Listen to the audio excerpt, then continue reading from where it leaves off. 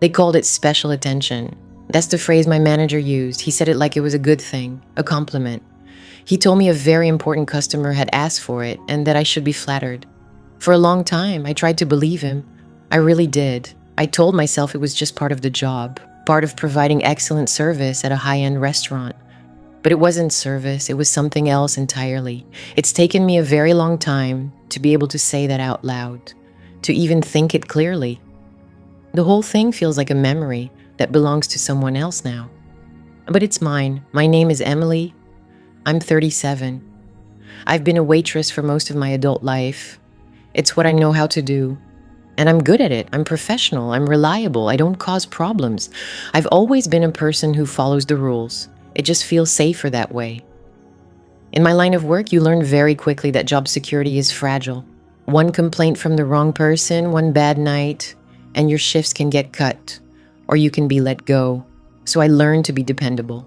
I kept my head down, did my job well, and avoided conflict. That's how I survived. That's how I paid my bills. The restaurant was what you'd call upscale. It was expensive. That meant the clientele had money and the management had very high expectations. There was an unwritten rule book that everyone who worked there had to learn. Certain customers were labeled VIPs. It wasn't written down in any training manual. It was just understood. It meant their happiness was more important than anything else. More important than procedure. More important than fairness. It meant you were expected to go above and beyond for them. To make exceptions. Management called it excellent service. He was one of them. A top-tier VIP. His name was Robert Klein. He was an older man, maybe in his early 60s. He was a regular. Everyone knew he was a millionaire.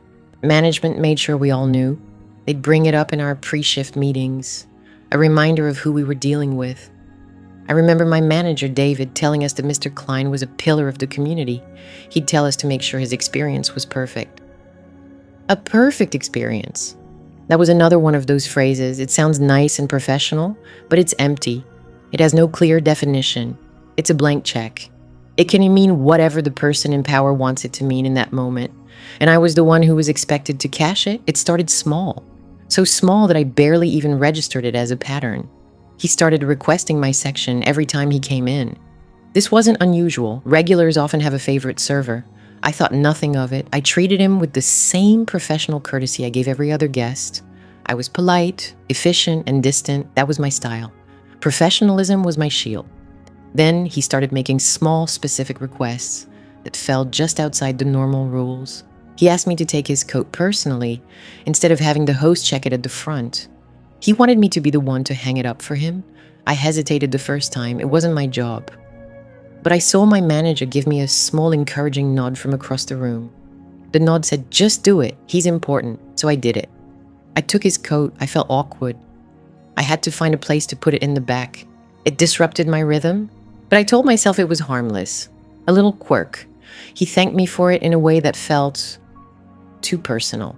He had this way of looking at me, a quiet little smile that suggested we had some kind of secret understanding.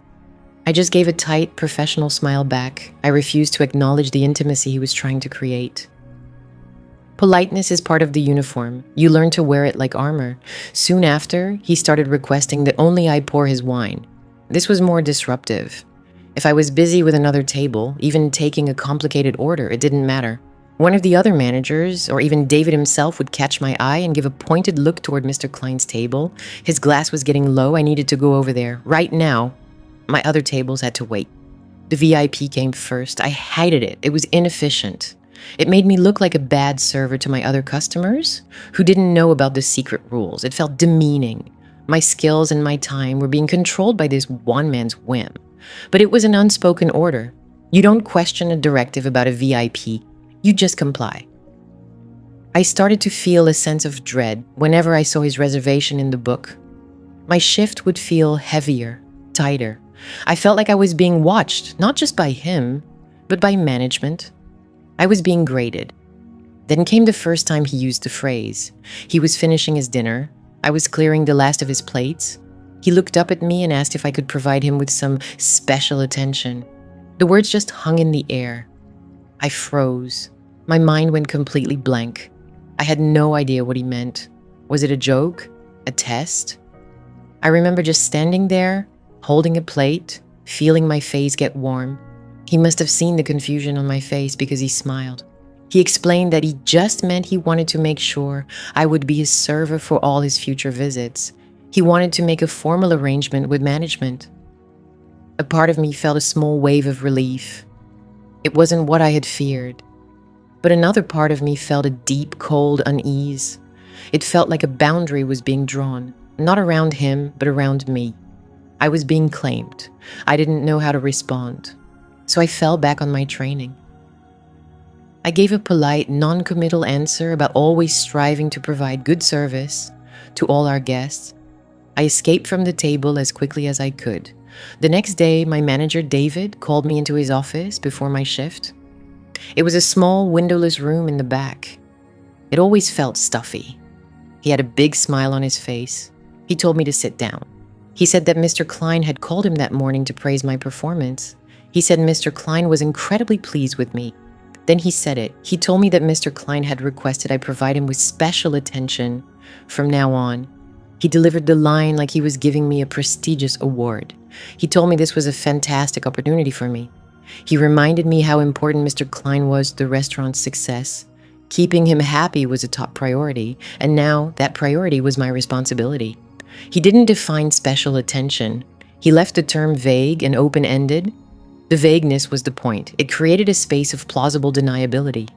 For him, not for me. I felt a knot tighten in my stomach. I had to ask. I asked him what specifically that would involve. What was I supposed to do? He just waved his hand dismissively. He told me to just continue giving the excellent personalized service I was already giving. But his eyes and his tone said something else entirely. They said, "You know what to do. Don't make me spell it out. Don't create a problem." He told me my only job was to keep Mr. Klein happy. That was the performance metric. I sat there, feeling trapped. How could I say no? If I refused, I wouldn't be refusing something inappropriate. I'd be refusing to give excellent service. I'd look uncooperative, difficult, not a team player. I knew in that moment that my job was on the line, not explicitly, but implicitly. The threat was in the air. It was in his smile. So I did the only thing I felt I could do. I nodded. I just gave a small, defeated nod. And with that one tiny motion, I agreed to something I didn't understand. That was the real beginning. My silent consent. The first shift after that conversation felt different. The dynamic had been formalized. It was no longer just Mr. Klein's preference. It was now my official duty. When he arrived, David personally escorted him to his table in my section. David then came over to me, put a hand on my shoulder, and told me to take great care of him. It was a public endorsement. Everyone saw it. The other servers, the hosts. It was a signal to everyone that I was now assigned to Mr. Klein. The request began to escalate. Slowly at first, but steadily. He started asking me to bring him things that weren't on the menu. A specific type of tea he liked, which he would bring himself in a small canister. He wanted me to prepare it for him. This meant I had to go to the kitchen, find a clean pot, boil the water to a specific temperature he'd instructed me on, and brew it for an exact number of minutes. It was a ritual, his ritual, and I was the designated performer. The chefs hated it. It was a disruption to their system. I felt their resentment. I heard them muttering when I came into the kitchen with the tea canister. I tried to apologize, to explain that I was just doing what I was told, but they just saw me as the person getting special treatment. The one who didn't have to follow the same rules as everyone else. They didn't see that I was the one with no choice. I mentioned the disruption to David. I told him it was causing friction in the kitchen. He told me the chefs would get over it. He said my priority was Mr. Klein, not the kitchen's workflow. He framed it as a management challenge for me, a test of my ability to handle complex customer needs. There was no support, just more pressure. Then Mr. Klein's requests started to involve my time. He would linger long after he finished his meal. He would sit with an empty coffee cup, just watching me work.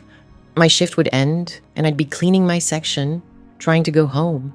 But he would still be there, at his table. He would then call me over just as I was about to clock out. He would ask me to sit with him for a minute. The first time I said I couldn't, that my shift was over and I had to get home. I said it politely, professionally. The next day, David called me into his office again. His smile was gone. He looked disappointed. He told me that Mr. Klein felt I had been a bit dismissive the previous night. He said a VIP like Mr. Klein enjoyed the restaurant's ambiance and shouldn't be made to feel rushed. He suggested that spending a few extra minutes to chat with a valued customer was part of building a relationship. It was part of the special attention I had agreed to. He didn't order me to sit with him. He was too smart for that. He just said he was confident I would make a better judgment call next time. He was teaching me the rules of this new game. Rule 1, Mr. Klein's feelings were my responsibility. Rule 2, my time didn't belong to me. So the next time it happened, I sat down. It was only for a few minutes. It was deeply uncomfortable. I felt the eyes of the closing staff on me. The janitors were starting their work. I didn't want to be there. I felt exposed. He didn't say anything inappropriate. He just asked me about my day, but the questions felt intrusive. He wasn't just a customer anymore. He was acting like something else, a patron, a boss. He asked if I enjoyed my work. He asked what I did on my days off. I gave vague, one-word answers. I kept my posture rigid. I was still at work in my mind, but I was sitting at his table. The line had been blurred. This became the new routine. A few times a week, I would have to stay an extra 15, 20, sometimes 30 minutes after my shift, just sitting with him. I wasn't paid for this time. It was just expected. The other servers stopped making eye contact with me when it happened. At first, a couple of them had asked if I was okay, if I needed them to stick around. But after I told them management was aware of it, they backed off. They had their own jobs to protect. I understood. But it was lonely. I felt like I was in a glass box. Everyone could see me, but no one could help. Then the requests started to cross another line, a physical one. It started with his hand on my arm. He would do it to get my attention, even if I was standing right next to him. He would just place his hand on my forearm and leave it there while he spoke. It wasn't a brief touch. It lingered. I would feel my muscles tense up every time. I wanted to pull my arm away, but I couldn't. That would be making a scene. It would be rude. I would just have to stand there and wait for him to finish his sentence and remove his hand. I tried to manage it. I started serving him from the other side, keeping the table between us. I found ways to keep my hands full so I couldn't be touched. A tray, a water pitcher, a stack of plates. He noticed. He commented on it. He asked me why I was being so formal. He said it with that same quiet smile. It was a challenge. I just mumbled something about being busy. The next time he came in, he waited until my hands were free. He called me over to the table. He said his shoulder was bothering him. He asked if I could help him for a moment. He gestured to his shoulder. I didn't understand what he wanted. He told me he had a knot in his muscle. He asked if I would just press on it for a second. I froze. My training, my professionalism, every instinct in my body screamed no. I looked around. My manager was nowhere to be seen. Mr. Klein was just looking at me, his expression patient. He was waiting for his special attention. I knew what would happen if I said no. There would be another meeting in the office, another look of disappointment from David, another lecture about not understanding the nuances of high-level service. I felt sick. So I did it. I reached out and pressed my thumb into his shoulder through his suit jacket. It was for maybe 2 seconds. It felt like an hour. I felt degraded. I felt like I was no longer a waitress. I was something else. I pulled my hand back. I said I hoped it felt better. He smiled. He said it did. That night I went home and I felt dirty. It wasn't a physical feeling. It was deeper than that. I felt like I had betrayed myself. I thought about quitting. I looked at my bills on the kitchen table. My rent, my car payment. I was barely making it as it was. This job, with its high-end tips, was the only thing keeping me afloat. I couldn't afford to quit without another job lined up. And if I quit, what would I say in the next interview when they asked why I left? I was asked to give special attention, and I didn't want to. It sounded flimsy. It sounded like I was the problem, so I stayed. The next phase involved gifts. It started with a box of chocolates, an expensive brand. He left it on the table for me at the end of his meal. I tried to refuse. I told him it wasn't necessary, that I couldn't accept gifts from customers. That was a standard rule, a clear, written rule. He insisted. He said it was just a small token of his appreciation for my excellent service. I took the box to David. I showed it to him. I told him I had tried to refuse it. I expected him to back me up. I expected him to say, "You're right, we'll return it." Instead, he sighed. He looked tired of me. He told me not to be so rigid. He said Mr. Klein was from an older generation, a different world. For him, giving a small gift was a normal gesture of goodwill. He told me that refusing it would be an insult. It would damage the relationship. He asked me if I really wanted to offend our best customer over a box of chocolates. He made me feel like I was being unreasonable, hysterical almost. So I kept the chocolates. I didn't eat them. I threw them away as soon as I got home. But now a new precedent had been set. The next gift was a bottle of perfume. It was waiting on the table in a fancy bag. This felt different, more personal. Chocolates were one thing, perfume was another. I didn't even go to David this time. I knew what he would say. I just took the bag, said thank you, and threw it in a dumpster on my way to my car. I felt a growing sense of dread. The boundaries were dissolving one by one. Each time I complied, the baseline shifted. Each yes made the next no even harder. He started commenting on my appearance. He would tell me he liked what I was wearing. Our uniform was a standard black shirt and pants, but he would find something to comment on. He told me I looked tired one day. He asked if I was getting enough sleep. The questions were disguised as concern, but they felt like surveillance. He was monitoring me. He was taking notes. I felt like a specimen under a microscope. The other staff were now completely distant. They saw the gifts. They saw me staying late. They didn't know the details, but they knew something was happening. I think they were afraid. Afraid of him, of management, of what was happening to me. Their silence was its own kind of prison. It confirmed that I was alone in this. I started having trouble sleeping. I would lie awake at night, replaying every interaction, every conversation. I would think of all the things I should have said, the boundaries I should have drawn. But I was trapped in a system that punished boundaries. My professionalism, which I had always been so proud of, was being used as a weapon against me.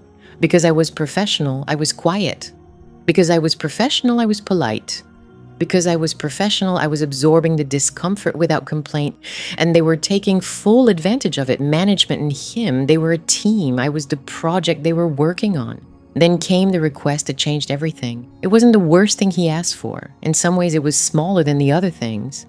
But it happened in public, and it was undeniable. He was at his usual table on a busy Friday night. The restaurant was full. David was on the floor, overseeing everything. I was exhausted. I had been running for hours. Mr. Klein was finishing his dessert. He called me over. My whole body tensed. I prepared myself for a hand on my arm, or a personal question. He looked at me and then he looked at the empty chair at his table. He asked me to sit down. Not after my shift. Not when the restaurant was empty. He asked me to sit with him right then, in the middle of a dinner rush. I just stared at him. I couldn't. It was impossible. I had other tables. People were waiting for their checks, for their orders. Sitting with a customer was not part of my job. Not this way. I started to say that I couldn't, that I was too busy, but he cut me off. He said, just for a minute, I have something to discuss with you. His voice was calm, but it was an order. I looked around, desperate. I was hoping for an interruption, for another server to need me, for a manager to intervene. My eyes met David's. He was standing near the host stand, watching us. He had seen the entire exchange. He had heard the request. I waited for him to come over and professionally defuse the situation. I expected him to tell Mr. Klein that I was needed on the floor, but that he would be happy to assist him. That's what a manager is supposed to do, protect their staff, manage the floor. But David didn't move. He just stood there, and he gave me that same small, encouraging nod. The same nod he gave me when it was just about a coat. It was a confirmation. He was telling me to do it, to sit down. In that moment, something inside me broke. It was the public nature of it, the complete disregard for my role, for the other customers, for the entire operation of the restaurant. It was the blatantness of the expectation. And it was David's nod. That nod told me everything I needed to know. It told me that in the choice between protecting me and placating Mr. Klein, management would always choose Mr. Klein. It told me that there were no boundaries they wouldn't expect me to cross. It told me that I was completely, utterly on my own. And everyone was watching. The couple at the table next to his, they were watching. They had stopped their own conversation. A server walking by with a tray paused for a half second too long. The entire rhythm of the room seemed to stutter. my refusal to sit, and Mr. Klein's insistence, and my manager's silent approval. The nod was not a suggestion, it was an instruction, as clear and binding as a signature on a contract. For a single stretched out second, the entire restaurant seemed to hold its breath with me. The clatter of cutlery, the murmur of a dozen conversations, the distant sizzle from the kitchen, it all fell away into a dull, muffled hum. All I could see was David's face, his expression a placid mask of managerial encouragement.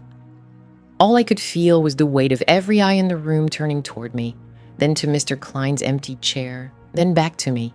I froze. It was a complete system failure. My training screamed at me, never sit with a customer, maintain professional distance, you are staff. My instincts screamed something simpler, more primal, run. But my feet were bolted to the floor. My mind raced through the cold, hard math of my life. The rent was due on the 1st. My car was making a noise it shouldn't. My savings account was a joke. I saw the calculation play out in an instant. A scene or my job, a public refusal or a paycheck. David's calm, expectant gaze was the final number in the equation. He knew what I would choose.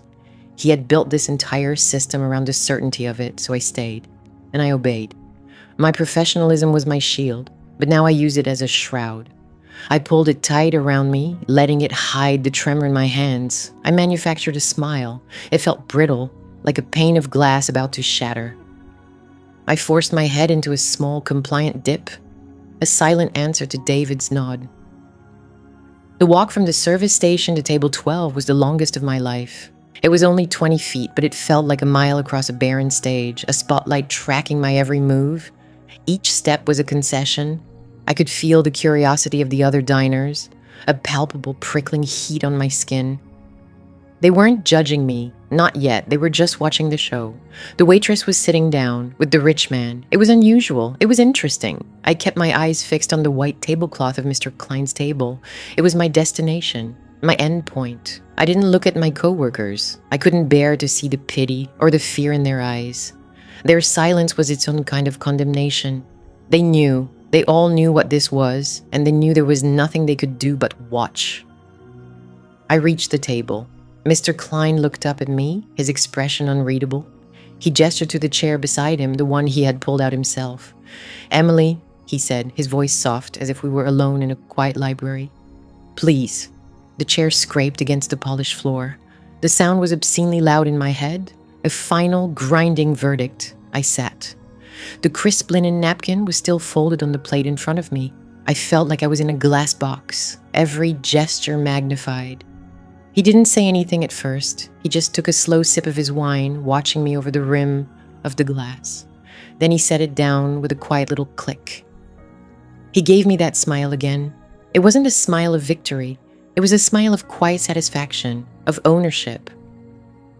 "Thank you," he said. "It's just a very busy night. I find the noise overwhelming sometimes." I said nothing. I just clasped my hands in my lap, my knuckles white. "Tell me something, Emily," he continued, leaning forward just slightly.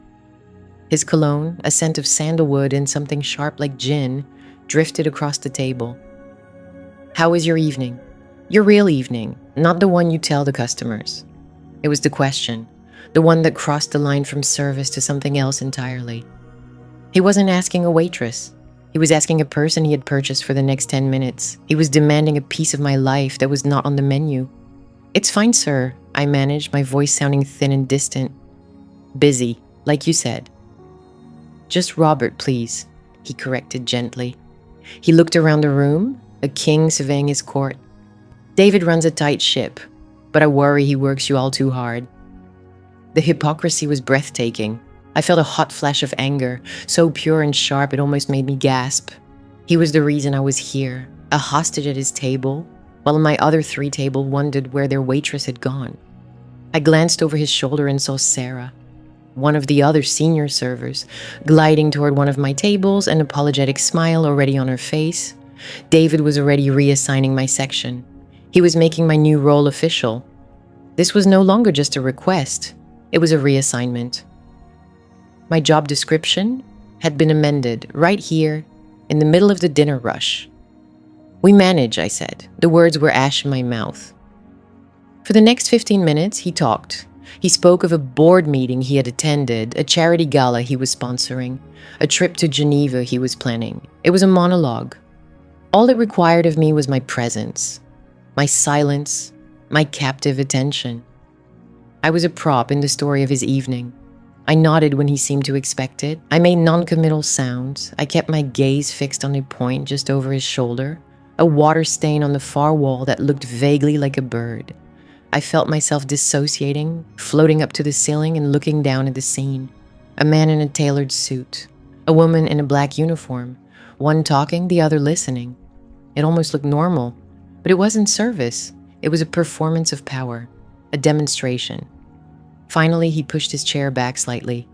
"Well," he said, as if concluding a business lunch, "I've taken enough of your time. Thank you, Emily.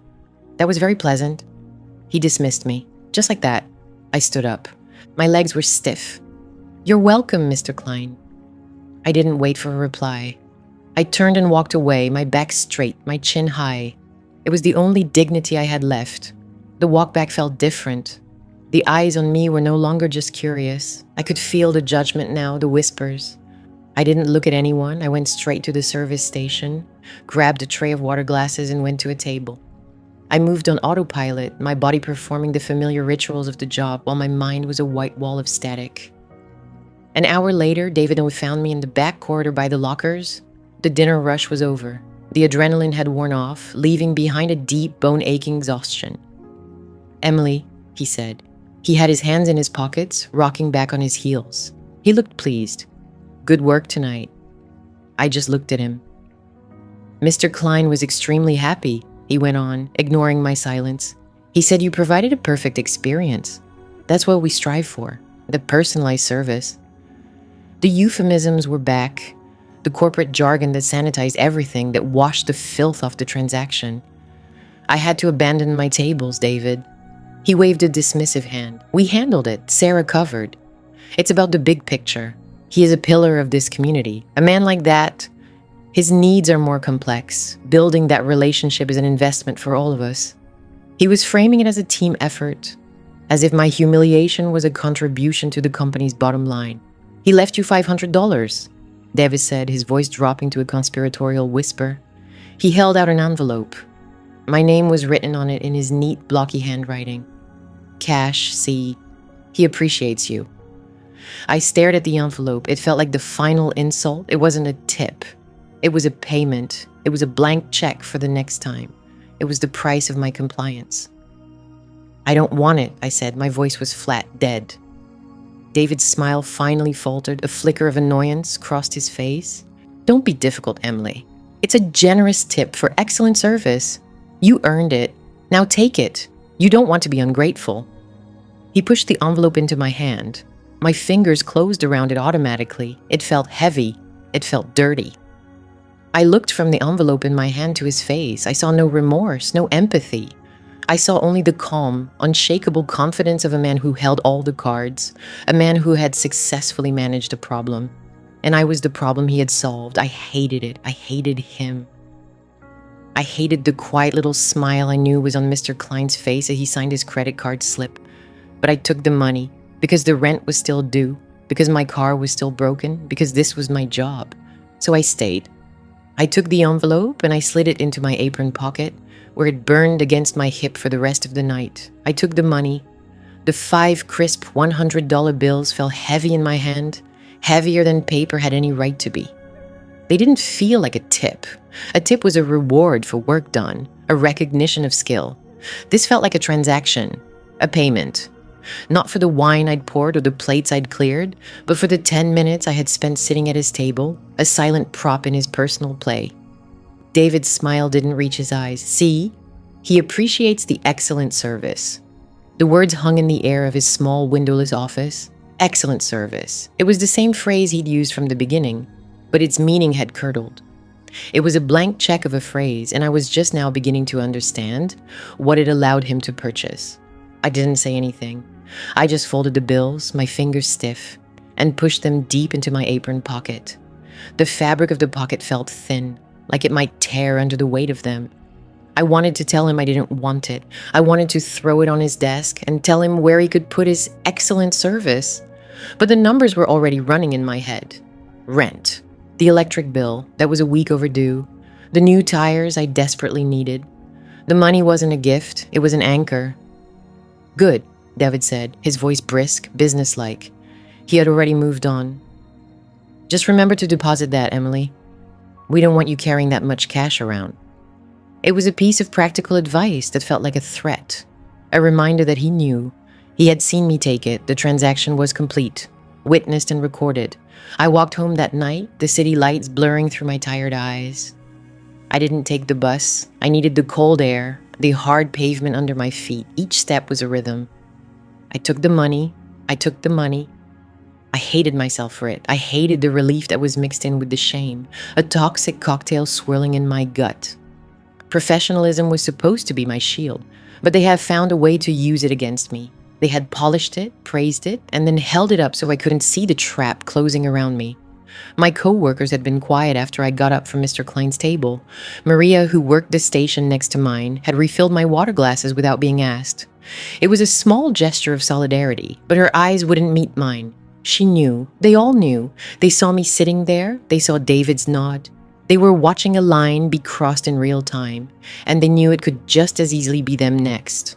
The restaurant floor, once a place of controlled, chaotic teamwork, now felt like a stage.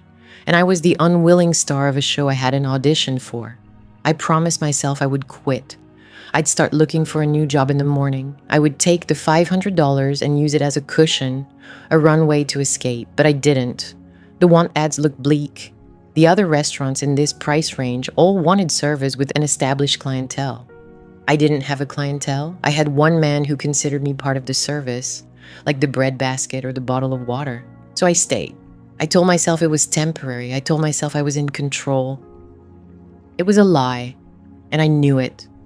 Mr. Klein didn't come in for a week. Every time the host's stand phone rang, my stomach would clench.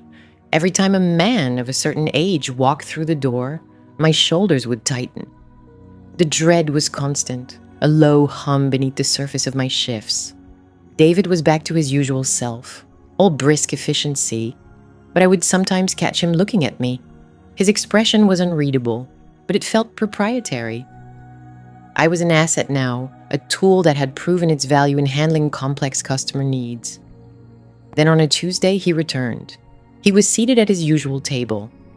I saw his name in the reservation book and my mind went completely blank for a moment. I just stood in the service alley staring at the slip of paper. Klein, party of one. Maria put a hand on my arm. You okay, Em? I forced a nod, my face a mask of practiced calm. Fine, just fine. Politeness is part of the uniform. You learn to wear it like armor. I put on my armor and I walked out to his table. Good evening, Mr. Klein, I said. The words felt like ash in my mouth. Emily, he said, giving me that quiet little smile. It was the smile of a man who never had to raise his voice. It's good to see you. The first part of the dinner was unnervingly normal. He ordered the sea base. He discussed the wine list. I was a waitress again. I took his order. I poured his wine. I kept my distance. I started to feel a sliver of hope.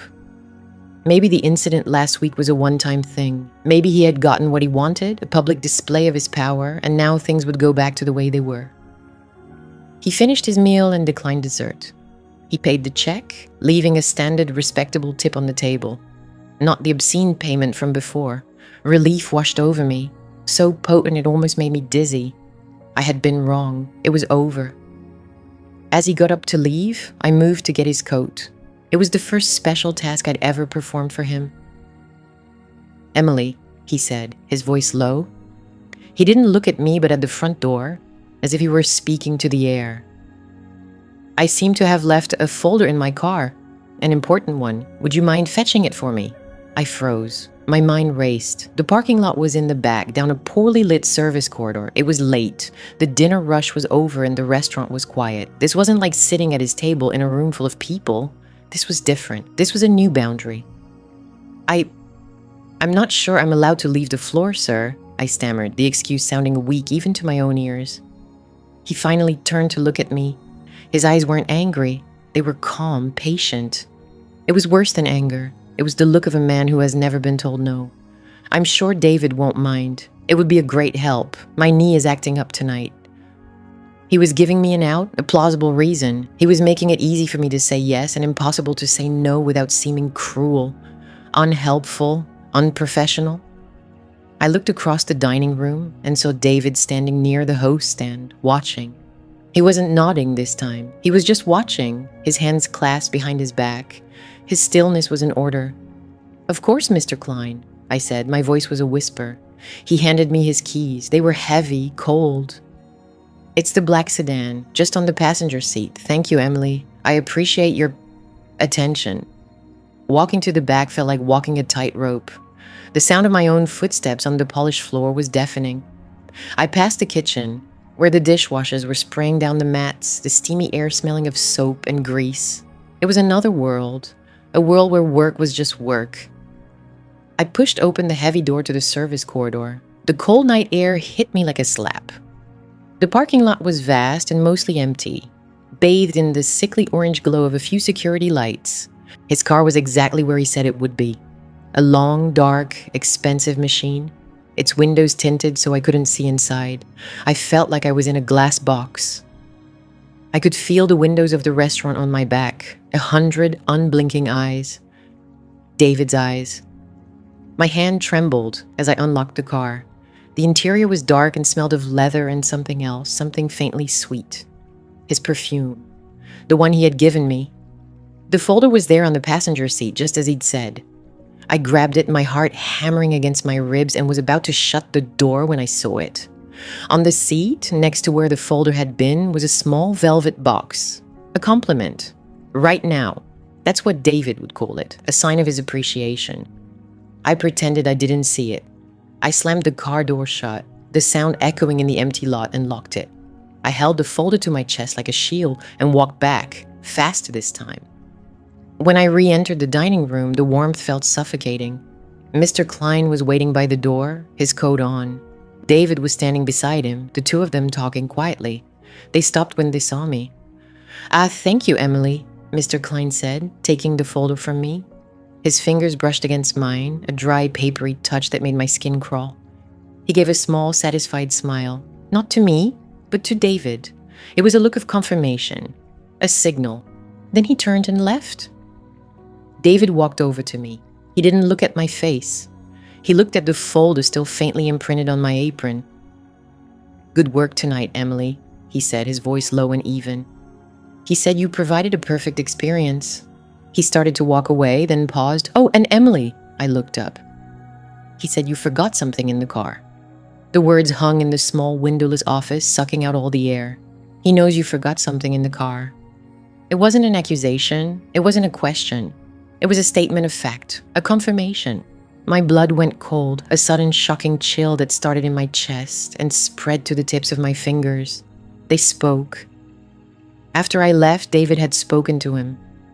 Or he had spoken to David. It didn't matter. The line I thought existed between them, a thin, professional buffer, was never there at all. It was a solid, unbreakable connection, and I was the only one who hadn't known. I just stared at David.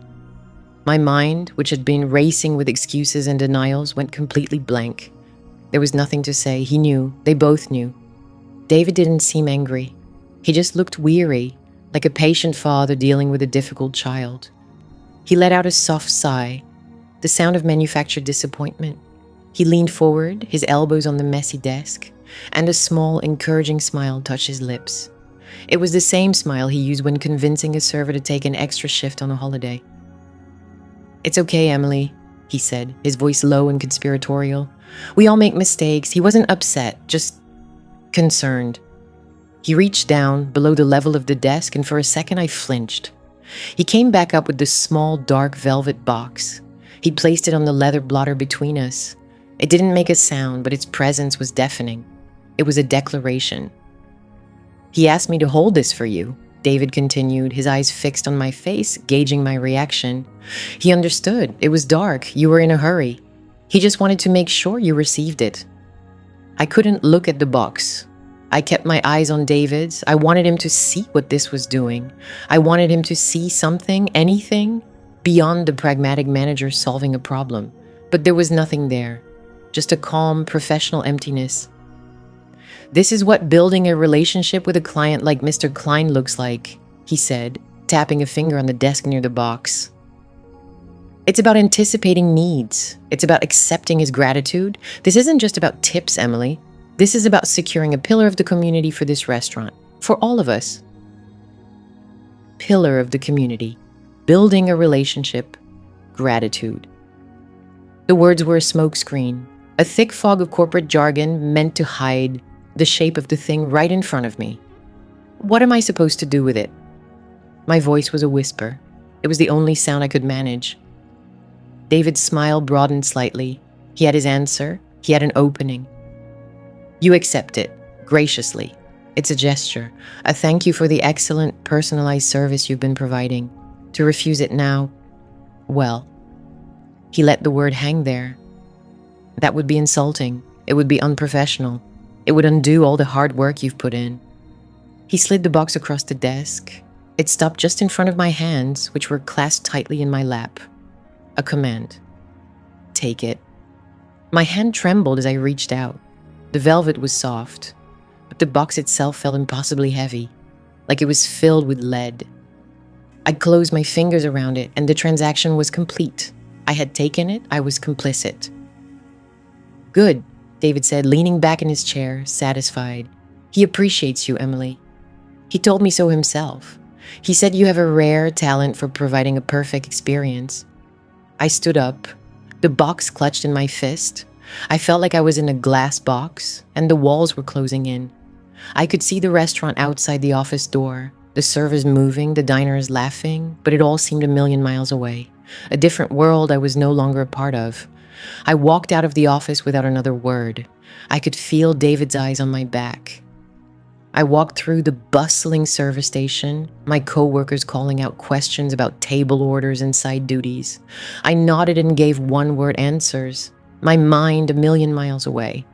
I felt like the box was burning a hole in my hand, that everyone could see it, that it was a brand on me. In the staff locker room, under the flickering fluorescent light, I finally looked down at it, a simple dark blue square. I ran my thumb over the velvet. It wasn't a gift. A gift is given freely. This was an invoice. It was a down payment. It was a blank check he expected me to sign. My fingers fumbled with the clasp. I needed to know. I needed to see the physical form of my new obligation. I lifted the lid. Inside, nestled on a bed of white satin, was a bracelet. It was a thin, delicate chain of gold, so fine it looked like a strand of spun light. There were no diamonds, no garish stones. It was simple, elegant, and horrifyingly expensive. It was a taste of his world, a world of quiet, absolute power, where a thing of beauty could be used to bind someone. It was a shackle, a beautiful golden shackle. I snapped the box shut. A wave of nausea rolled through me. I wanted to throw it in the trash. I wanted to leave it on the floor and walk out the door, out of the restaurant, out of the city, and never look back. So I stayed. Because my rent was due. Because my car needed new tires. Because leaving meant starting over with nothing. And that fear was a cage all its own. I shoved the box into my apron pocket, a hard, foreign weight against my hip. I had just finished taking an order for a four-top when I saw David approaching my section. My stomach tightened into a familiar knot. He wasn't looking at me, but I knew he was coming for me. He stopped at the service station, pretending to check the reservation list. Emily, he said, his voice casual, but low enough that only I could hear. He's here, table 12. He's asking for you. Of course he was. The timing was too perfect. This was all part of it, a script written by the two of them.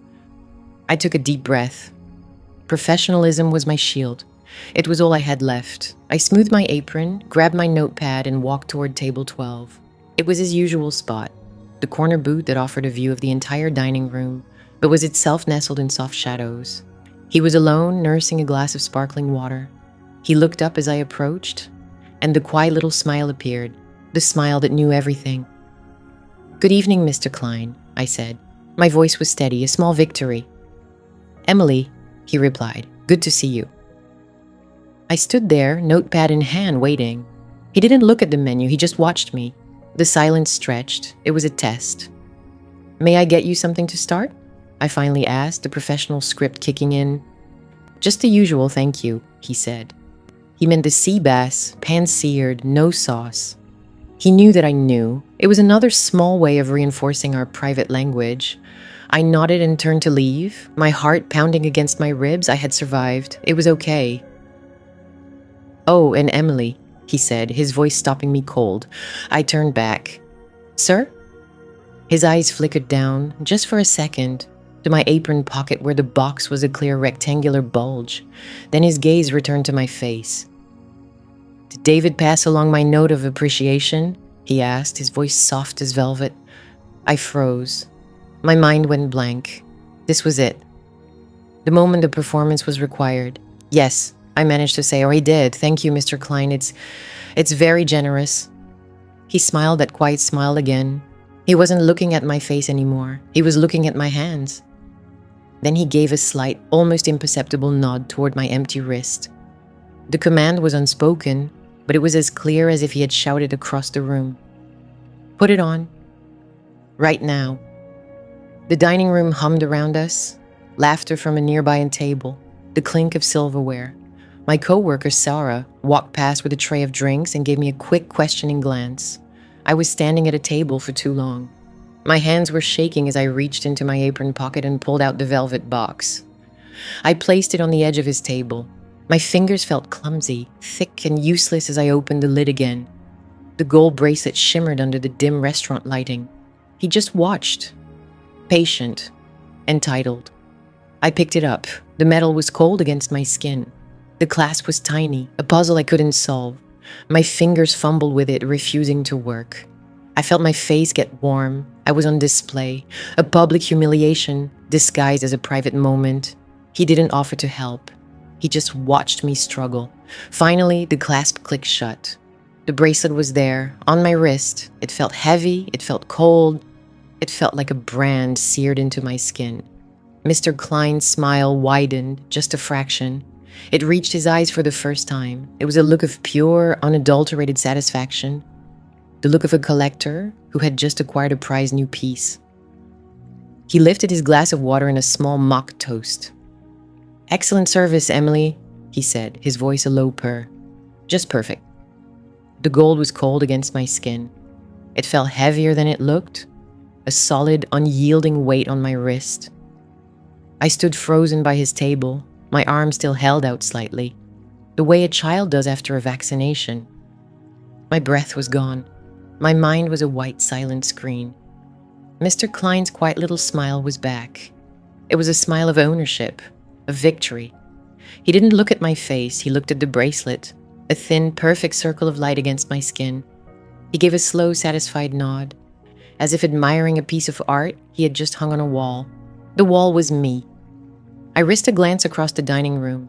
David was standing near the host station, his arms crossed. He saw the whole thing.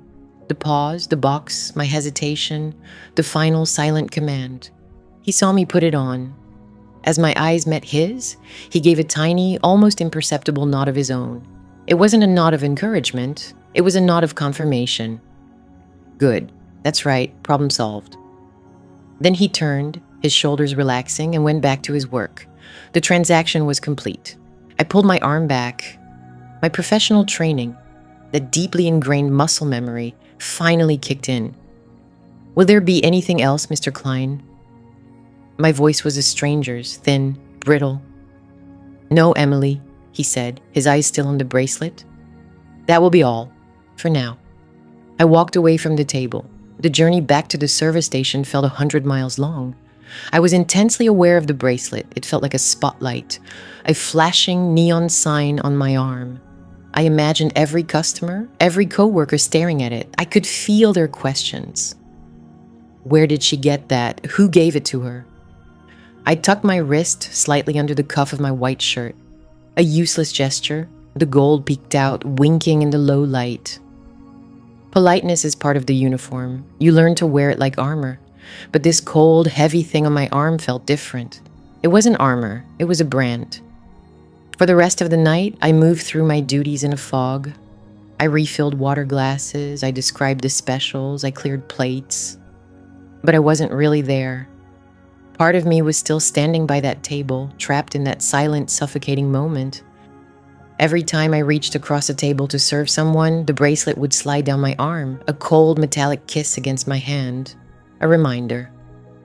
When Mr. Klein left, he didn't say goodbye. He just paused by the door and looked back at me, his gaze dropping to my wrist one last time before he disappeared into the night. I hated it. I hated the weight of it, the coldness of it, the sight of it. The moment my shift ended, I went into the staff bathroom, fumbled with the clasp, and took it off. My skin underneath was pale, indented. I felt an absurd rush of freedom, as if I had just shed a heavy chain. I wrapped the bracelet in a paper towel and shoved it deep into my purse, underneath my wallet and my keys, out of sight. The next time Mr. Klein's name appeared on the reservation list, a familiar knot tightened in my stomach. I thought about calling in sick. I invented a dozen different illnesses in my head. But the rent was due. So I went. I made a conscious decision. I would not wear the bracelet. It was a gift. And I was not required to wear a gift. It was my choice. It was a small act of defiance, but it felt enormous. It felt like taking a piece of myself back. When he arrived, I greeted him with my practiced professional smile. "Good evening, Mr. Klein. Your table is ready." He smiled, but his eyes immediately flickered down to my bare wrist. And then his smile faded. It was just for a second. A tiny, almost imperceptible shift, but I saw it. The warmth vanished, replaced by a cool, flat disappointment. He didn't say a word about it. He followed me to his table, sat down, and ordered his usual scotch. But the air was different. The easy, predatory confidence was gone, replaced by a chilly silence. The special attention he demanded that night was minimal. He barely spoke.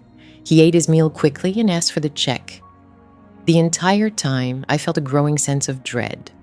This was worse than the forced conversations. The silence was an accusation. He left a generous tip. He always did. But as I cleared his table, I knew something was wrong. This wasn't over. The next day, David asked to see me. His office was just as I remembered it, small, windowless, stuffy. The air tasted like old paper and stale coffee. He didn't ask me to sit. He leaned against his desk, shuffling a stack of schedules. "Emily," he started, his voice casual. Too casual. "I'm making some adjustments to the floor chart for next week." I waited. "Business is a little unpredictable this time of year," he continued, not looking at me. "I'm having to trim some hours here and there, make sure we're running efficiently." He finally looked up, his face a mask of managerial regret. "I had to cut your Tuesday and Thursday shifts, and I'm moving you off the primary weekend rotation for now." I felt the floor drop out from under me. Those were my best shifts.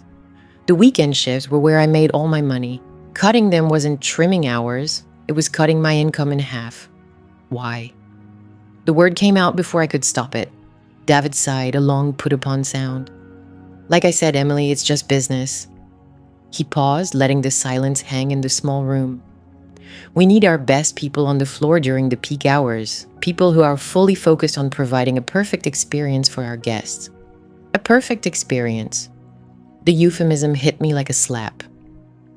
I don't understand," I said, my voice shaking slightly. "My performance has been excellent. You said so yourself." "Performance can be inconsistent," he said vaguely. He picked up a pen and tapped it on the desk. Tap, tap, tap. "It's about building relationships. Our VIPs, our regulars, they expect a certain level of personalized service. They need to feel valued.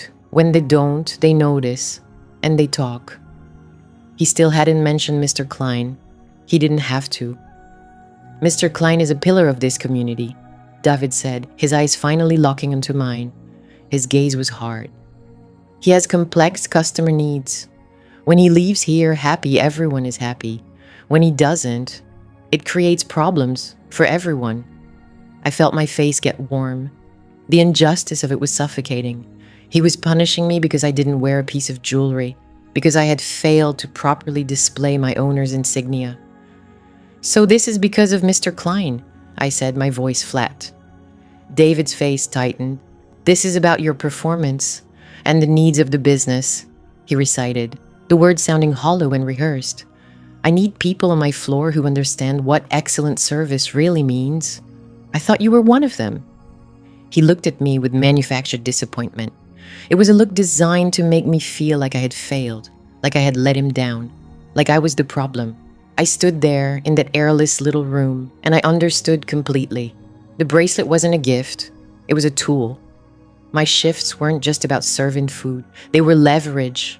Professionalism wasn't my shield, it was the cage. He was giving me a choice, not with words.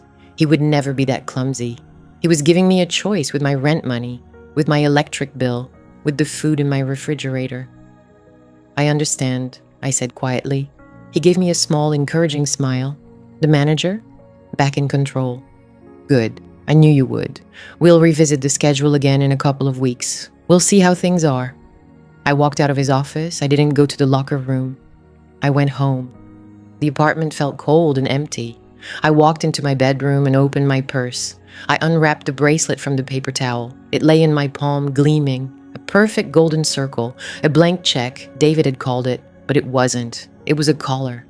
And the leash was my livelihood. The next time I worked, I put it on. I fastened the clasp and felt the familiar cold weight settle onto my wrist. I felt sick. When Mr. Klein came in that evening, his eyes went straight to my wrist. A slow, quiet smile spread across his face. The real one. He nodded, pleased. The king, back in his court. He was in a wonderful mood. He chatted, he laughed. He ordered the most expensive bottle of wine on the menu. He was celebrating.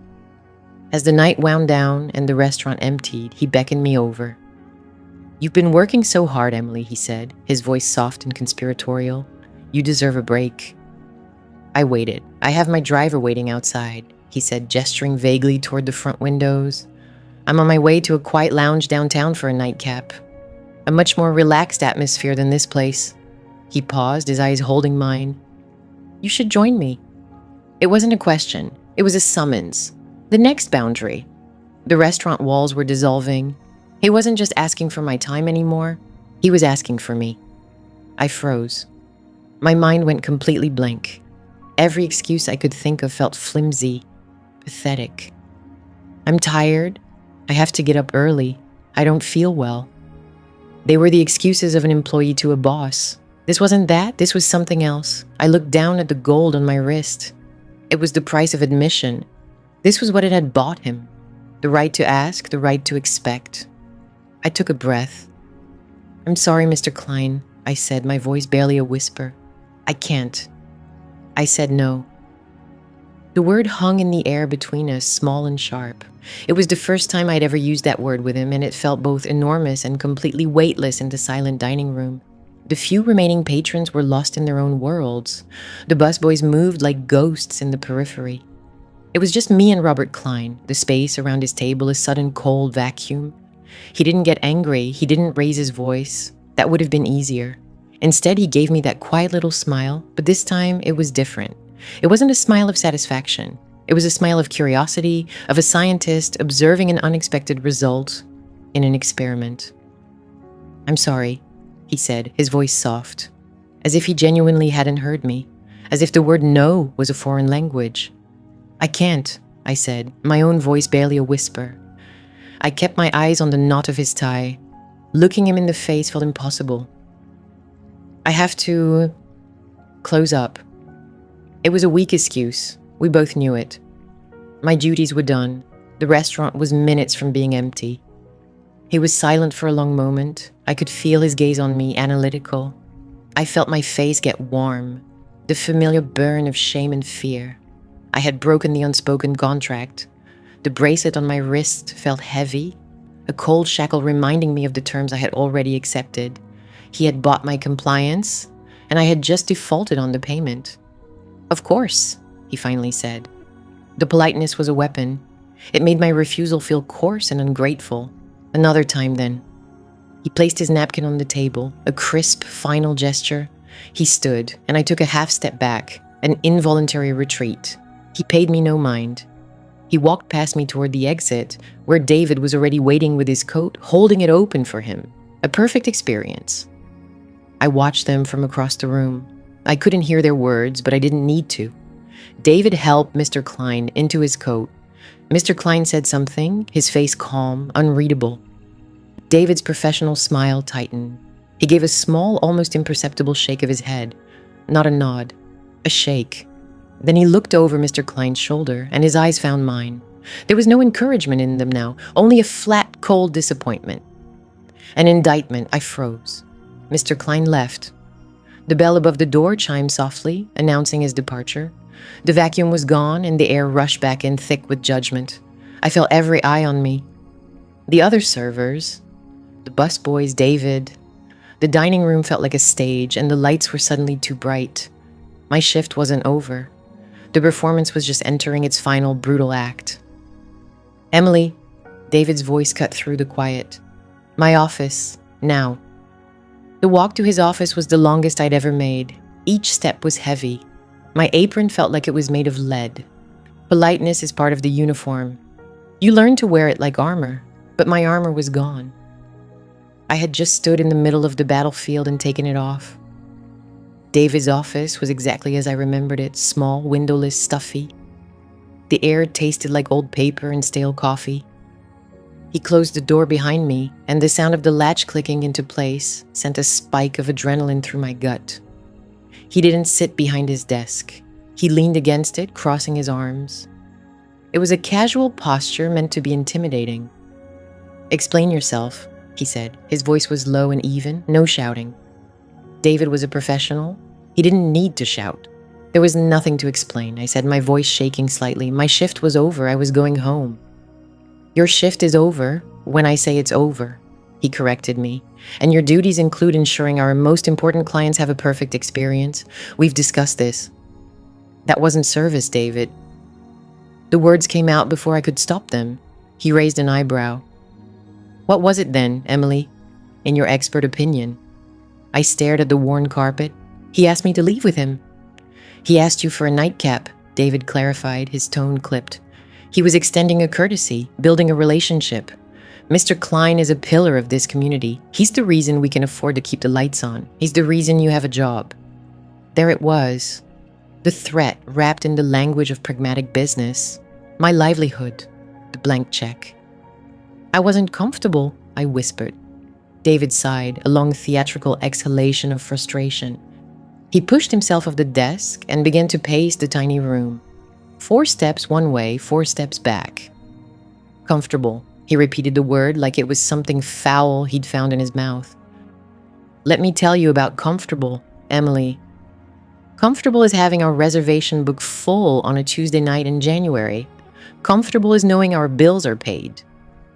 Comfortable is having a patron like Robert Klein who chooses Des over any other restaurant in the city. Your comfort is not my primary concern. My primary concern is the health of this business." He stopped in front of me. He was so close I could smell the mint on his breath. "He has complex customer needs," David said, his voice dropping as if sharing a corporate secret. "And you were the one chosen to handle them. You were doing so well. He was so pleased. He felt you understood what excellent service really means." He gestured toward my wrist. He showed his gratitude generously, and you just threw it back in his face, in my face. I said nothing. My mind went completely blank.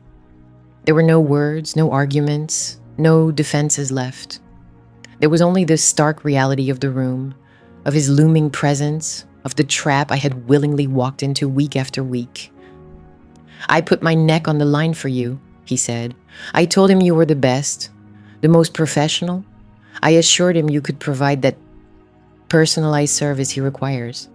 He looked at me, his eyes searching for any sign of remorse, of submission. He found none, just a hollowed-out exhaustion. His face hardened.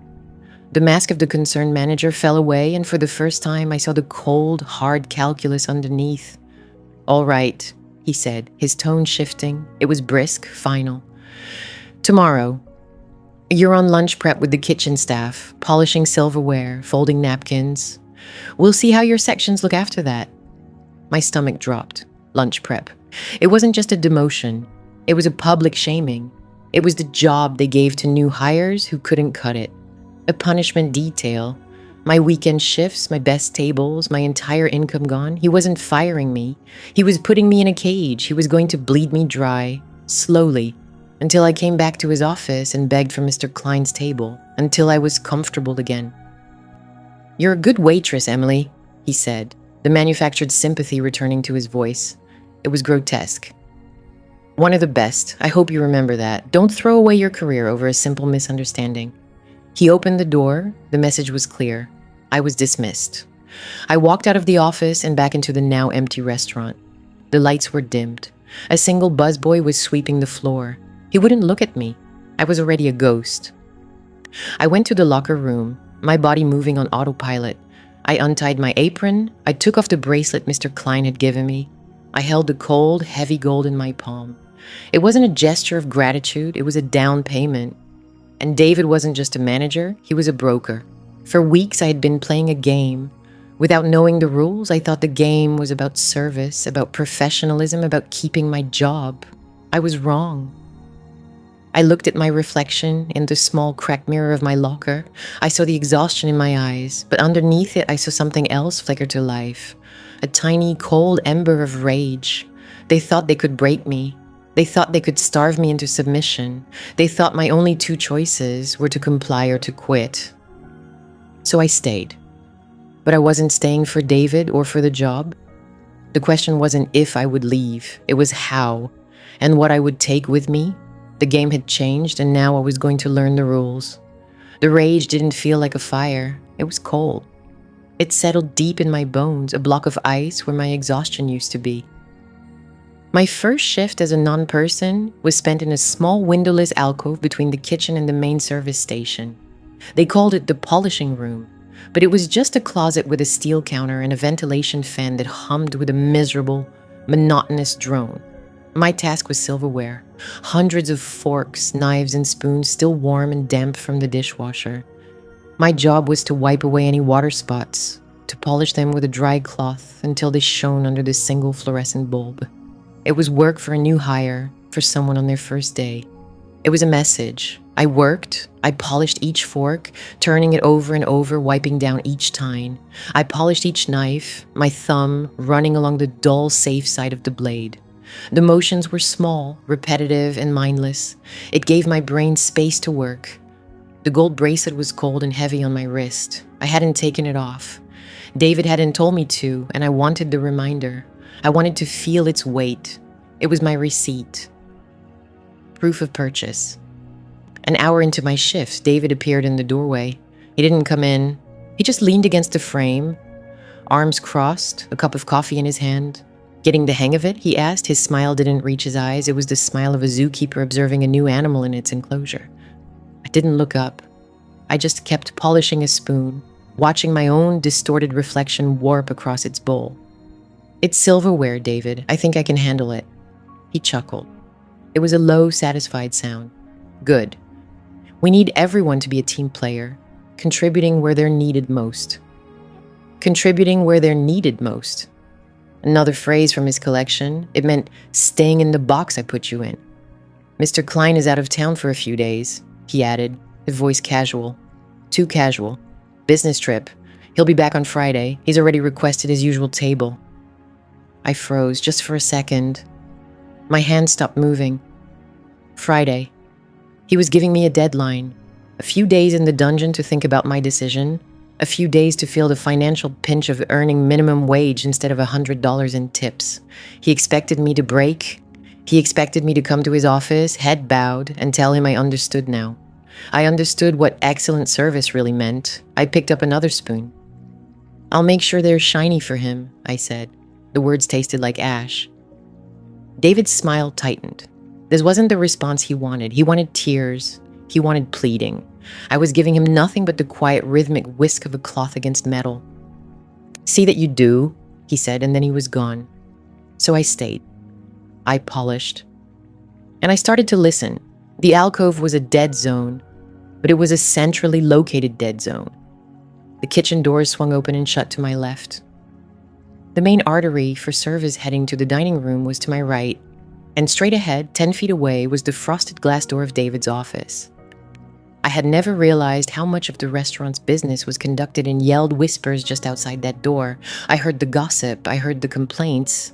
I heard Chef Marco screaming about the temperature of the scallops. But I was listening for something else. I was listening for patterns. On the second day, I saw it. A new waitress, maybe 20 years old, with wide, hopeful eyes. Her name was Chloe. A customer at table 12, a man in a loud suit, was making her run back and forth for things he didn't need. More bread, a different kind of ice, a fresh napkin, because his had a crease in it. I saw her hands tremble as she refilled his water. I saw the forced bright smile plastered on her face. Later, I saw David pull her aside. He didn't bring her to the office. He just stood near the service station, his back to me, and I saw his hand on her arm. I saw him lean in close. I saw her nod, a quick, jerky motion.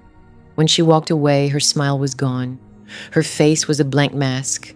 Politeness is part of the uniform. You learn to wear it like armor, but I saw the chink in hers. I knew that look. I had worn that look. It was the look of someone who had just been told that the roles were different for them. I kept polishing. I kept listening. The next day, I brought a notebook, a small spiral-bound one that fit in the pocket of my apron. During a lull, when the kitchen was quiet and the servers were all in the dining room, I went into the staff bathroom. I stood in the stall and I started to write. I started with the first time. Date, approximate time. Mr. Klein asked me to sit. David nodded. I wrote down the phrases. Special attention, pillar of the community, personalized service. I wrote about the hand on my arm. I wrote about the night he made me sit at the table, the heat on my face, the eyes of the other diners. I wrote about the bracelet. I described it. Gold chain link, heavy. I wrote about David's threats, cut shifts, not a team player. I wrote down his words from the other day. Mr. Klein will be back on Friday. The act of writing it down changed it. It took the swirling, shapeless dread in my head and gave it edges. It made it real, solid. It turned my humiliation into data. My pen moved across the page. It wasn't a diary, it was a log, an incident report. Professionalism was my shield, and they had used it to pin me down. Now I would use it as a weapon. On Thursday, the day before Klein was due to return, I got my proof. David was on the phone in his office. He must have thought the door was closed properly, but it was ajar, just a crack. The kitchen was loud with the clang of prep work for the dinner rush, but his voice was louder, angrier. I don't care what he told you, David said, his voice a low snarl I'd never heard before. The arrangement is the arrangement. He gets the girl, you get the booking for his firm's Christmas party. 50 heads, a $15,000 guarantee, is that clear? There was a pause, I held my breath. My entire body was rigid. Good, David snapped. Don't call me about this again. Handle your client. The line clicked dead. I felt a wave of nausea, followed by something clean and sharp. Clarity. It wasn't about service. It wasn't about sycophancy. It was a transaction, a business deal. David wasn't just a complicit manager. He was a broker. He was selling access to his staff. He was selling me for a Christmas party. I slipped back into my alcove, my heart hammering against my ribs. I pulled out my notebook. My hand was shaking so badly I could barely write. Thursday, approx 5:15 p.m. D on phone in office, overheard. I wrote down what I heard, word for word. He gets the girl, you get the booking. $15,000 guarantee. It was a blank check, that's what they called it, a special request, a compliment. But it wasn't, it was a line item on an invoice. I finished my shift. I polished the last spoon and stacked it neatly in the tray. I walked out of the restaurant, the cold night air hitting my face. I didn't go straight home. I walked to a 24-hour drugstore. The fluorescent lights hummed, just like in my little room. I bought a new notebook, a nicer one with a hard black cover, and a pack of fine-tip pens. I went home, sat at my small kitchen table, and opened the new book. I spent 2 hours transcribing my messy notes from the spiral-bound pad, making them neat, orderly, and chronological, a timeline of my own degradation. When I was done, I stared at the pages. It was all there. A story of quiet, systematic abuse, told in dates, times, and quotes. It was undeniable. Mr. Klein was coming back tomorrow. David expected me to crawl back to him and beg for my shifts. He expected me to put on a smile and provide that perfect experience. I looked down at the bracelet on my wrist, then at the open notebook on my table. He wanted a perfect experience. I was going to give him one. The rage was a clean, cold thing. It lived in the base of my skull, a humming wire pulled taut. It was different from the hot shame I'd felt when he touched my shoulder, or the hollow panic when David cut my shifts. This was fuel I polished, fork, knife, spoon. The repetitive motion was a kind of meditation, a physical rhythm that anchored me while my mind raced. The back room, once my prison, had become my headquarters. My place of exile was now my observation post. From the small smudged window in the door, I could see the slivered comings and goings of the main floor. The choreography of service I once knew intimately now looked alien, a pantomime I was no longer a part of. After my shift, I didn't go straight home. I went to a 24-hour pharmacy and bought a new notebook, a simple black hardcover one, the kind a student might use. I bought a pack of fine-tipped black pens. At home, I sat at my small kitchen table, the bracelet lying inert beside me, its gold catching the cheap light of my overhead fixture. It looked like a shackle. I opened the notebook to the first page. My hand shook, but my writing was steady. I started at the beginning. The first time David had pulled me aside, the words he used. Pillar of the community. Special attention. I wrote down the date Mr. Klein first requested me, the way he'd smiled when I refilled his water glass and no one else's, the first time his hand brushed mine as I set down a plate. I remembered the fabric of his suit, the scent of his cologne, a dry, woody smell I could still conjure if I tried. I wrote it all down. The compliments that weren't compliments, the requests that were commands, the lingering, the shoulder rub. My mind went blank. I wrote that down. Mind went blank. The gifts, the flowers, the bracelet, David's encouraging nod. It's an investment, Emily. The punishment for not wearing it, the lost shifts, the lost income.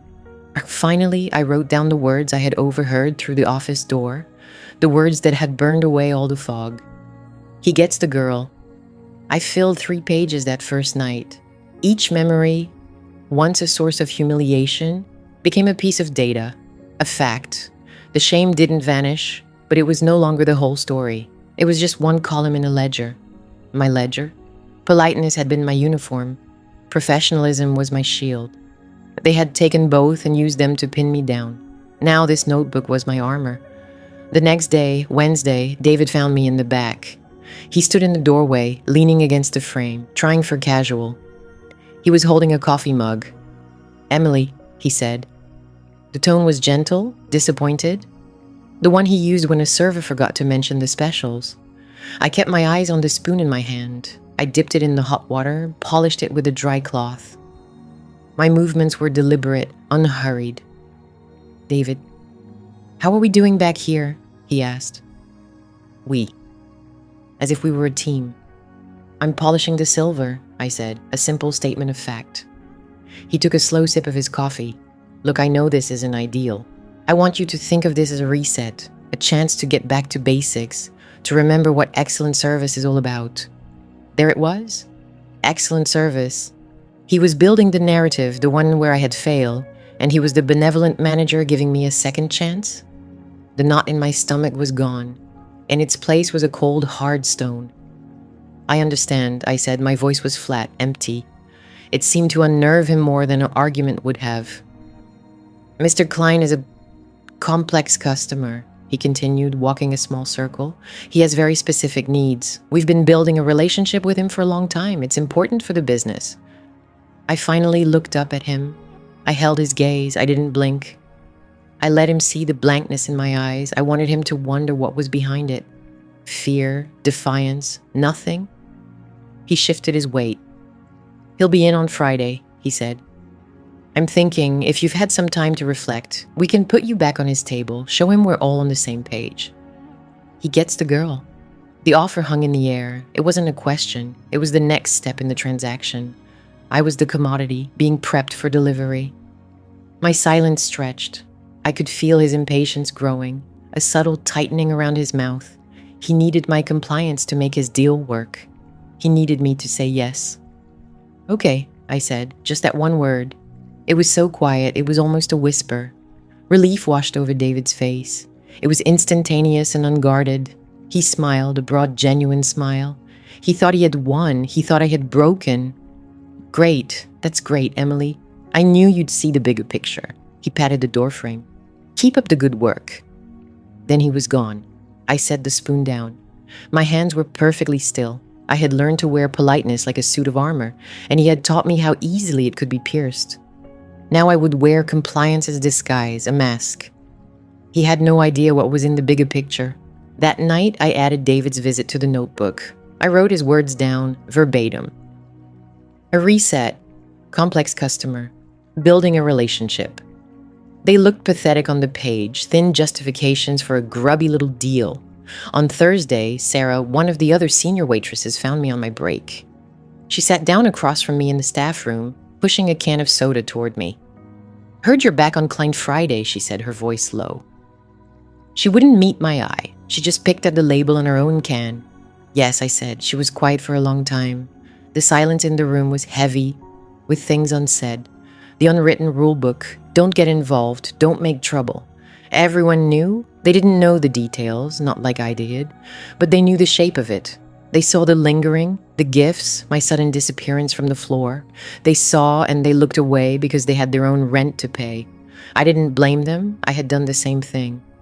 Just be careful, Em, she finally said, her eyes darting toward the door. David's been talking up this big corporate party. He's acting like he landed a whale. I know, I said, her head snapped up. She looked at me then, really looked at me. She saw something in my face that made her sit back. A stillness, a certainty. The fear was gone. Okay, she whispered and gave me a small, tight nod. It wasn't a nod of encouragement like David's. It was a nod of acknowledgement, a final, quiet message. You're on your own. I knew. I had been on my own from the beginning. Thursday night felt like the longest night of my life. The shift was a blur of silver and steam. When I got home, I didn't eat. I pulled out the notebook and read it from the beginning. Page after page of methodical, documented humiliation. It was a story of 1,000 tiny cuts. A slow, systematic dismantling of a person. My person. I closed the book. The humming in my head was gone. There was only silence. A deep, profound calm. I knew what I had and I knew what I had to do. The plan wasn't perfect. It was a risk, a huge one. They had money, power, and a system built to protect them. I had a notebook and the truth. I stood up and went to my dresser. I picked up the gold bracelet. It felt heavy in my hand, heavier than it should. It wasn't just a piece of jewelry. It was evidence. It was the centerpiece of the whole sordid transaction, the physical proof of the special attention. I walked into my small living room and looked at my work bag, sitting by the door. I thought about wearing it as David wanted, a final act of submission before the trap was sprung. I thought about throwing it in the trash, a symbolic rejection. Instead, I opened the front pocket of my bag. I placed the bracelet inside, nestling it beside my pens and my keys. Then I took the black notebook and slid it in right next to it, the two objects side by side, the symbol of my oppression and the tool of my liberation. I zipped the pocket shut. The sound was loud in the quiet apartment, final. I was ready for Friday. Polishing silverware is a kind of meditation. The rhythmic scrape of the cloth against metal, the slow emergence of a perfect, unblemished shine. It is a task of restoration. For 3 days, that was my world. A small, stuffy room in the back, the clatter of the kitchen a dull roar through the wall. David had exiled me, but he'd also given me something I hadn't realized I needed. Time. My notebook was nearly full. Each page was a careful catalog of indignities, written in a small, neat hand. Dates, times, direct quotes, the request for the shoulder rub. The exact words David used when he told me my shifts were cut. The gold bracelet sat heavy on my dresser at home, a cold, metallic shackle I refused to touch. On the 4th day, David appeared in the doorway of the polishing room. He didn't look at me, focusing instead on a spot on the wall just above my head. Emily, he said, his voice clipped. Mr. Klein is here. He's requested you. I didn't stop my work. I picked up a fork, breathed on it, and began to polish. The silence stretched. I could feel his impatience radiating into the small space. Did you hear me? I set the fork down, aligning it perfectly with the others. I looked up and met his gaze. The fear was gone. In its place was something cold and heavy, like a stone in my gut. It wasn't courage. It was certainty. Yes, I heard you, I said. My voice was flat, empty of the pleasing, pliable tone I had spent years perfecting. He seemed taken aback. Well, he's at his usual table. I stood up slowly, wiping my hands on my apron. I walked to the small locker where I kept my things. I took out my server's book, my pen, and a small black notebook. I tucked the notebook into my apron pocket. It felt solid against my hip, a hidden weight. Davin watched my every move. What is that? He asked, gesturing toward the lump in my pocket. Notes, I said. A flicker of annoyance crossed his face. Just make sure he has a perfect experience, Emily. We need this to go smoothly. He gets the girl. The words echoed in my head. A transaction. I'll give him exactly the service he's earned, I said. I left him standing in the doorway. Walking through the dining room felt different. The familiar hum of conversation, the clinking of glasses, it all seemed distant, like a scene playing out behind a thick pane of glass. My co-workers watched me pass. A few offered small, sympathetic smiles. They had seen me polishing silverware. They knew this was a recall, not a promotion. And then I saw him. Robert Klein, sitting at his corner table, the king in his castle. He was nursing a glass of water, watching the room with that same placid, entitled air. When he saw me approaching, that quiet little smile appeared, the smile of a man who always gets what he wants. He thought he had won. He thought my 3 days in exile had broken me. I stopped at his table. I didn't smile. Good evening, Mr. Klein, I said. My voice was a tool, nothing more. Emily, he said, his voice a low purr. I was so disappointed not to see you. I'm glad David was able to sort out whatever scheduling issue you were having. He glanced at my wrist, his eyes narrowing slightly. He was looking for the bracelet. The absence of it was a statement, and he had received it. What can I get for you this evening? I asked, my pen poised over my server's book. We'll get to that, he said, waving a dismissive hand. First, I think we need to talk. There seems to have been a misunderstanding. I thought we had an arrangement. This was it, the moment where he would reassert his control. The only arrangement I have, Mr. Klein, is to take your order and bring you your food, I said. It is a professional arrangement. Professionalism was my shield. Now it was my sword. His smile tightened. It was no longer pleasant. That's not the kind of special attention I've come to expect, and I know for a fact David has encouraged you to provide a more personalized service. He leaned forward slightly, his voice dropping. Don't be difficult, Emily. It doesn't suit you, and it won't do your career any favors. I held his gaze. I felt the eyes of the entire restaurant on us, even if they were only peripheral glances. This table had become a stage, his stage. But I was about to change the play. Slowly, deliberately, I reached into my apron pocket. I pulled out the small black notebook. I placed it on the table between us. I didn't slam it down. I set it there gently, aligning it with the edge of the table. The quiet thud it made seemed to silence the entire world. He stared at it. What is this? You called it my notes, I said, my voice steady. You're right, it is. I opened it to the first page. My handwriting was clear, the ink black against the white paper. Page 1, I began, my voice just loud enough for him to hear. August 14th, the first time you asked David for special attention. He described you as a pillar of the community. He said it was my job to provide you with a perfect experience. A flicker of something annoyance, confusion crossed his features. The quiet smile was gone. I turned the page. Page 2, August 21st. You requested that I take your coat personally, even though that is the host's job. David gave me a small encouraging nod from across the room. What do you think you're doing? He hissed, his eyes darting around the room. I ignored him, turning another page. My heart was a cold, hard drum against my ribs. Page 5, September 12th. You held my arm for 15 seconds after I poured your wine. You told me my hands were soft. You asked if I ever got tired. David saw he was standing by the bar. That's enough, he snapped, reaching for the book. My hand shot out and covered it. My fingers were cold, but they did not tremble. No, I said. The word was quiet, but it was absolute. It was a wall. His face, usually so calm and composed, was turning a blotchy red. You're making a scene.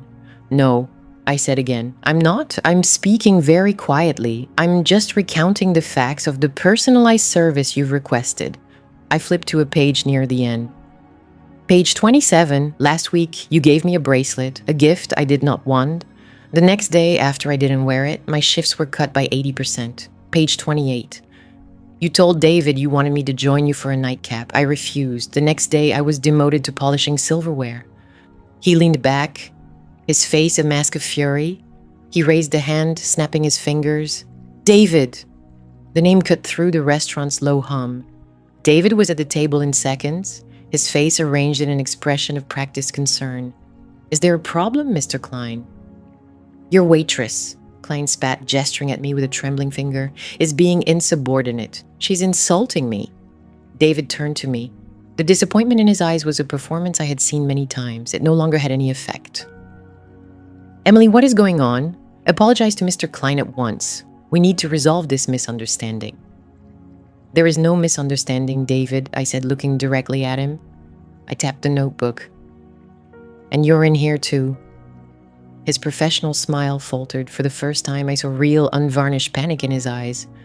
I have the date of our meeting in your office. I continued, my voice gaining strength.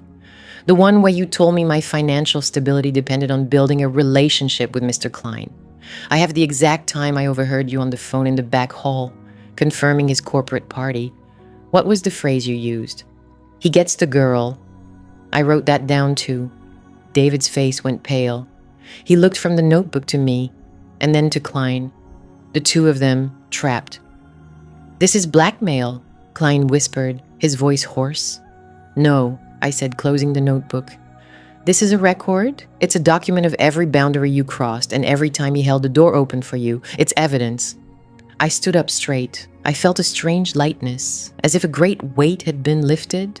The entire dining room was quiet now. The performance was over. I will not be serving you tonight, Mr. Klein, I said, and I will not be polishing silverware tomorrow, David. I've already made copies. One is with my legal counsel. The others are with several former waitresses from this restaurant who have their own stories to tell. Stories about special attention and complex customer needs. I looked at Robert Klein, at his stunned, furious face. I looked at David, who looked like he was about to be sick. Then I reached into my apron, but this time I pulled out my own pen. I clicked it. On the final page of my server's book, I wrote 2 words. I quit. I tore the page out, folded it once, and placed it on top of the black notebook. A final closing statement. For the first time in months, I felt my own smile return. It wasn't a polite smile. It wasn't for service. It was mine. The silence was a sound. It rushed in to fill the space my voice had emptied. Thick and heavy, pressing down on the clink of distant silverware and the soft hum of the ventilation. For a full 3 seconds, no one moved. The entire dining room was a photograph. A tableau of stunned faces and half-lifted wine glasses. David's face was a ruin. The smooth, practiced mask of managerial calm had shattered. His mouth was slightly open, his skin pale under the warm, strategic lighting. He looked from my face to the small black notebook on the table, as if it were a bomb. His entire system, the one built on euphemisms and plausible deniability, had just been dismantled in public. He had no script for this. Then I looked at Robert Klein. The quiet little smile was gone. It had not been replaced by anger, not yet. It was replaced by nothing. A void. His eyes, which had always held that glint of private amusement, were flat. He was looking at me not as a person, but as a malfunctioning piece of equipment.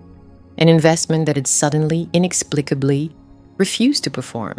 He was calculating. I did not wait for either of them to speak. Their words were no longer part of my world. I placed my hand flat on the cover of the black notebook. A final steady pressure, a full stop. Then I turned my back on them. Walking through that dining room was the longest walk of my life. I kept my chin up. My spine straight. I could feel the heat of 100 pairs of eyes on my back. I heard a woman whisper, "Oh my God." A man cleared his throat. The sounds were muted as if I were underwater. I was moving through a world that had been mine just minutes ago, but I was already a ghost in it. My gaze was fixed on the swinging door to the kitchen. I didn't look at the other tables. I didn't want to see the pity or the morbid curiosity. I passed the service station where Maria was polishing glasses, her hands frozen mid-swipe. Her eyes met mine for a fraction of a second. In them, I saw pure, unadulterated shock. And something else, a flicker of terror, and beneath it, a tiny, dangerous spark of light. I pushed through the door. The familiar chaos of the back of house hit me, the clatter of pans, the hiss of the grill, the bark of orders. But it all fell away as I walked past the line cooks, who stopped their work to stare. I went straight to the small, cramped staff area. My hands moved with a strange, deliberate calm. I untied the apron from around my waist. The knot was tight, as it always was. Politeness is part of the uniform. You learn to wear it like armor. I had worn mine for years. It was stained and heavy. The fabric felt suffocating in my hands. I didn't fold it. I let it drop into the dirty linen bin. A final surrender. I opened my locker. The small metal box that held the remnants of my life here. My worn-down spare shoes. A half-empty bottle of aspirin. And on the top shelf, the velvet box from Klein. I hadn't even opened it after David had forced me to take it back. I picked it up. It felt obscene. A blank check, he'd called it. It wasn't a check, it was a chain. I left it on the shelf, closed the locker door, and didn't bother to lock it. There was nothing left inside that belonged to me. I grabbed my worn coat and my purse and walked toward the back exit, the employee-only door that led to the alley. The cold night air was a shock to my lungs. It was sharp and clean, smelling of rain and asphalt, and it scoured the restaurant's cloying scent of roasted garlic and old money from my senses.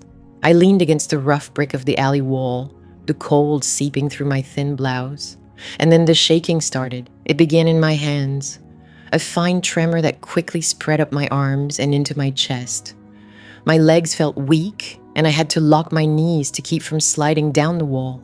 The adrenaline that had felt like a steel rod in my spine was dissolving, leaving behind a hollow, vibrating terror. What had I done? The question wasn't a regret. It was a gasp for air. I had a little over $600 in my checking account. Rent was due in 10 days. I had just publicly accused one of the city's most influential men of harassment. I had just made an enemy of my manager, a man who knew every other restaurant manager in town. I had torched my career, my income, my security. For what? For the feeling of turning my back on them, for the image of David's broken expression, for the silence that followed the words, "I quit," for the right to walk out a door and not have to wonder if a hand would land on the small of my back. I started walking, my footsteps echoing in the narrow alley. I didn't know where I was going, just away. I emerged onto the street, into the glare of headlights and the rush of evening traffic. The city was alive and different. People laughed as they walked past me, heading into bars, into restaurants, into their own lives. I felt like I was in a glass box watching them. My mind went completely blank. The walk to the bus stop was automatic. My body knew the way. I swiped my transit card and found an empty seat by a window streaked with grime. As the bus lurched forward, I watched the glittering facade of the restaurant shrink in the distance until it was just another light among thousands. The feeling of being watched was gone. I realized it with a jolt. For months, I had carried a constant low-grade tension in my shoulders, the awareness of being observed. By David on the floor, by Klein at his table, by the other staff judging my special attention. It was a weight I hadn't even fully registered until it was lifted. The relief was so profound it felt like a kind of grief. I replayed the scene. The words from my notebook, spoken aloud, had felt like stones in my mouth, heavy, hard, real. He requested I stay after my shift to discuss the wine list. He told me the bracelet would look better if my sleeves were shorter. David called it building a relationship. They were just facts, simple, ugly facts I had forced into the light. When I finally got to my apartment, my hands were still trembling so badly it took me 2 tries to get the key in the lock. The click of the deadbolt sliding home was the most satisfying sound I had ever heard. A boundary, real and solid, one that I controlled. I dropped my purse and coat on the floor and leaned my back against the door, sliding down to sit on the worn welcome mat. The silence of my tiny apartment was different from the silence in the restaurant. This was a safe silence, an empty silence. I was free, and I was completely, terrifyingly alone. I sat there for a long time, listening to the hum of my own refrigerator. The adrenaline was gone now, replaced by an exhaustion so deep it felt like it was in my bones. I had been in a fight for months, a quiet internal war between my survival and my self-respect. I had finally chosen. My phone, buried in my purse, buzzed. The sound made me jump. I thought about ignoring it. I imagined it was David with threats, or worse, Klein with something else. But the buzzing was insistent. With a deep breath, I pulled it out. The screen lit up with a text message from a number I didn't recognize. My heart pounded. I opened it. "This is Maria. Are you okay?" I stared at the words, just 6 of them. A moment later, another message came through from the same number. "What you did, thank you." My eyes burned. I held the phone to my chest. The little block of light and warmth, a connection back to a world I thought I had been cast out of. I wasn't in a glass box. Someone else had seen. Someone else knew. I took a shaky breath and began to type a reply.